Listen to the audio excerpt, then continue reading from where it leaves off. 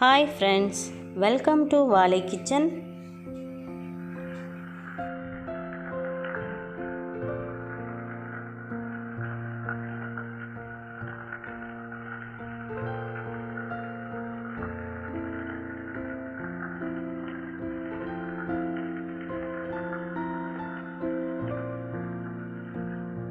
இன்னைக்கு நம்ம கிச்சன்ல ஈஸியா சிம்பிளா சடனா செய்யக்கூடிய எக் மசாலா ஆம்லெட் தான் எப்படி செய்யறதுன்னு பார்க்க போறோம். இது பாத்தீங்கன்னா டக்குன்னு ஒரு 15 மினிட்ஸ்க்குள்ளே நம்ம வந்து செஞ்சு முடிச்சிடலாம். அவ்வளோ டேஸ்டாகவும் இருக்கும், ரொம்பவும் உங்களுக்கு பிடிக்கும்.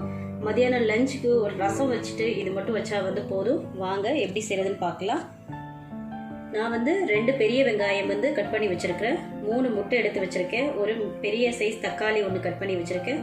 அதுக்கப்புறம் அது கூட போடுறதுக்காக கொஞ்சமாக வந்து கருவேப்பிலை, கொஞ்சம் மல்லித்தலை, 3 சின்ன சைஸ் பச்சை மிளகாய் எடுத்து கட் பண்ணி வச்சுருக்கேன்.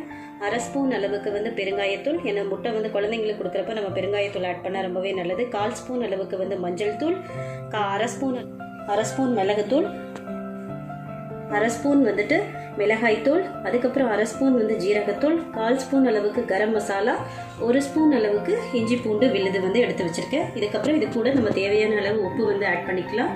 வாங்க வீடியோக்குள்ளே போகலாம். அதுக்கு முன்னாடி ஃபர்ஸ்ட் டைம் நீங்கள் நம்ம சேனலை பார்க்குறதா இருந்தால் சப்ஸ்கிரைப் பண்ணிவிட்டு அப்படியே பக்கத்தில் இருக்கிற பெல் பட்டனையும் கிளிக் பண்ணிவிடுங்க. உங்கள் நண்பர்களுக்கும் ஷேர் பண்ணுங்கள். இந்த மாதிரி ஒரு பவுல் எடுத்துகிட்டு நம்ம வந்து கட் பண்ணி வச்ச ஆனியன் வந்து ஆட் பண்ணிடலாம்.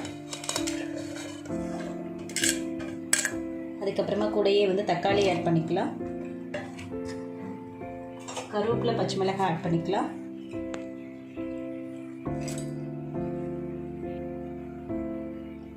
எல்லாம் 3 ஆட் பண்ணதுக்கப்புறம் நம்ம வந்து ஒரு கரண்டி வச்சு நல்லா எல்லாத்தையும் ஃபஸ்ட்டு வந்து கிளறிடலாம். கிளறிட்டு இப்போ இதில் வந்து நம்ம வந்து எல்லா மசாலாவும் எடுத்து வச்ச மசாலாலாம் ஆட் பண்ணிக்கலாம். பெருங்காயத்தூள் 1/2 ஸ்பூன்,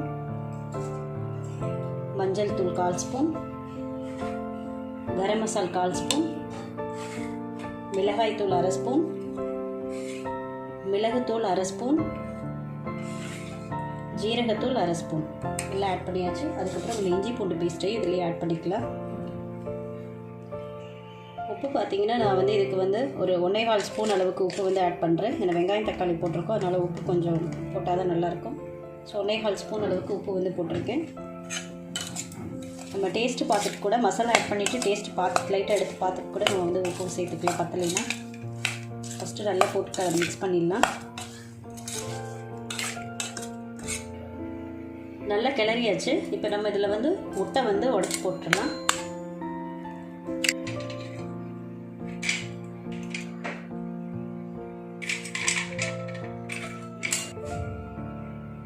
மூணு முட்டையை இப்போ நம்ம சேர்த்துட்டோம். இப்போ இதை நல்லா வந்து மிக்ஸ் பண்ணிக்கலாம்.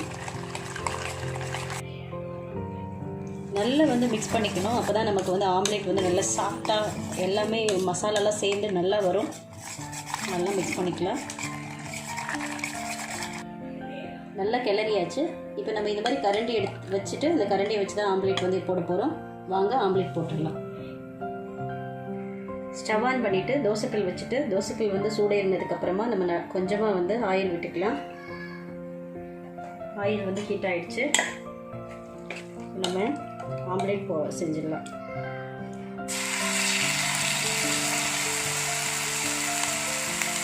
உங்களுக்கு எவ்வளோ பெரிய சைஸ் வேணுமோ அவ்வளோ எடுத்து போட்டுக்கோங்க.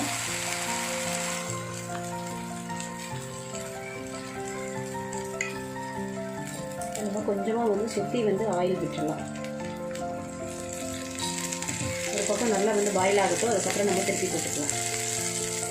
நம்ம ஏற்கனவே மசாலாவில் மிளகுத்தூள் ஆட் பண்ணிட்டோம். நம்ம இது மேலேயும் வந்து கொஞ்சமாக மிளகுத்தூள் போட்டோம்னா ரொம்பவே வந்து டேஸ்ட் நமக்கு கூட்டி கொடுக்கும். நீங்கள் தேவைன்னா வந்து ஆட் பண்ணிக்கலாம், இல்லைன்னா வேணாம்.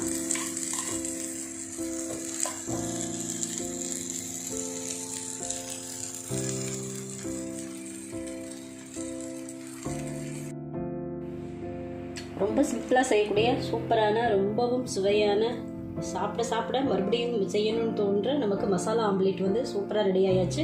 வீட்டில் செஞ்சு பார்த்துட்டு எப்படி இருக்குன்னு எனக்கு கமெண்ட்டில் சொல்லுங்கள். ஃபஸ்ட் டைம் நம்ம சேனலில் பார்க்குறதா இருந்தால் நம்ம சேனலை வந்து சப்ஸ்கிரைப் பண்ணிவிட்டு அப்படியே பக்கத்தில் இருக்கிற பெல் பட்டனையும் கிளிக் பண்ணிவிடுங்க. உங்கள் நண்பர்களுக்கும் ஷேர் பண்ணுங்கள், நல்ல கமெண்ட்ஸ் கொடுங்க. இனிய மனம் இனிய சுவைக்கு உங்கள் வாலே கிச்சன். Thank you friends.